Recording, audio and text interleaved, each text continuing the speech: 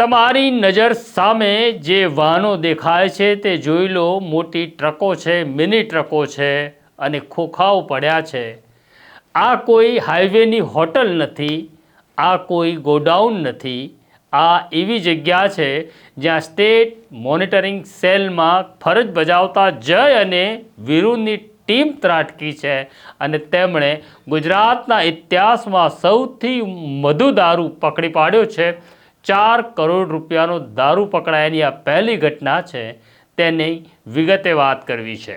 વૈષ્ણવજન તો તેને કહીએ જે પીડ પરાઈ જાનાને રે.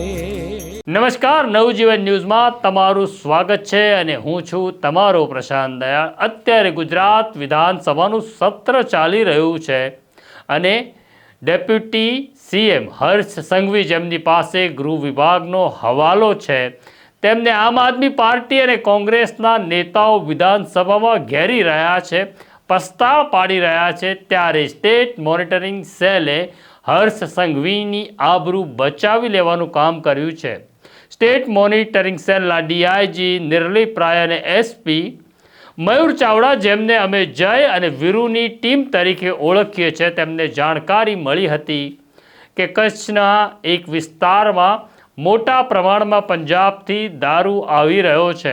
એટલે તેમણે પોતાની ટીમને એલર્ટ મોડ ઉપર મૂકી ટીમોને કચ્છમાં રવાના કરી અને જ્યારે ટીમો ત્યાં પહોંચી ત્યારે દારૂનું કટિંગ ચાલી રહ્યું હતું. એનો અર્થ પંજાબથી મોટી ટ્રકમાં આવેલો દારૂ નાની નાની ટ્રકોમાં ગુજરાતના અન્ય જિલ્લાઓમાં જવાનો હતો અને આ દારૂની સંખ્યા સાંભળશો તો ચોંકી જશો.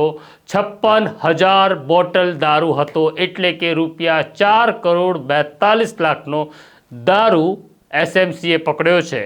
હજી 5 દિવસ પહેલાં જ આ જ વિસ્તારમાંથી એસએમસીએ 2 કરોડનો દારૂ પકડ્યો હતો.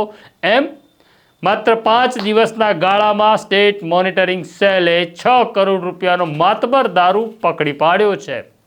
આ અગાઉ આટલી મોટી સંખ્યામાં દારૂ પકડાયો હોય તેવી કોઈ ઘટના ગુજરાતના પોલીસ ચોપડે નોંધાઈ નહોતી.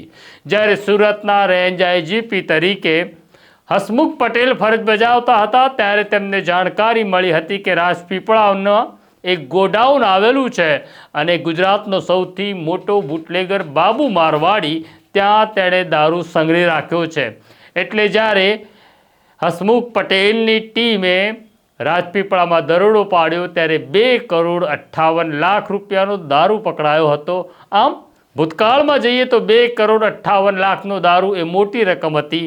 આજે નિર્લિપ રાયની ટીમે 6 કરોડનો દારૂ પકડ્યો છે, જેમાં 2 કરોડનો હજી 5 દિવસ પહેલાં અને હમણાં પકડ્યો એ કુલ 4 કરોડનો દારૂ છે, જેમાં 1 કરોડના વાહનો છે. આમ આટલો મોટી સંખ્યામાં આવેલો દારૂ રાજ્યના અલગ અલગ જિલ્લામાં જવાનો હતો. પોલીસે સ્થળ ઉપરથી 2 આરોપીઓને પકડ્યા છે. 23 આરોપીઓના નામ ખોલી નાખ્યા છે. હર્ષ સંઘવીએ કહ્યું હતું કે અત્યાર સુધી એવું હતું કે દારૂ પકડાય ત્યારે પોલીસ ઇન્સ્પેક્ટર જ સસ્પેન્ડ થતો હતો.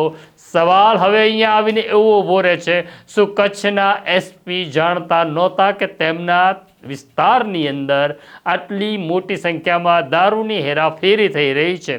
બોર્ડર રેન્જના આઈજીપી જાણતા નહોતા કે અહીંયા આટલી મોટા પ્રમાણમાં દારૂની હેરાફેરી થઈ રહી છે? અત્યારે સ્થિતિ એવી છે કે નિર્લિપ રાયે ઘણા બધા અધિકારીઓની ઊંઘ બગાડી છે. જોઈએ હવે આ મામલે હર્ષ સંઘવી કેટલા કડક રહેશે, કેટલા કડક નિર્ણય કરે છે કે પછી કચ્છના નેતાઓના ફોન આવશે અને પછી ટાઢું પાણી રેડાઈ જશે.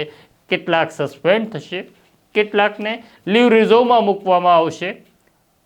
આમ નાની માછલી મરી જશે, મોટી માછલીઓ મજા કરશે.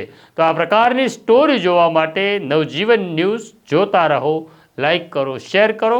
મને મારા સાથી દર્શિલને રજા આપો. નમસ્કાર.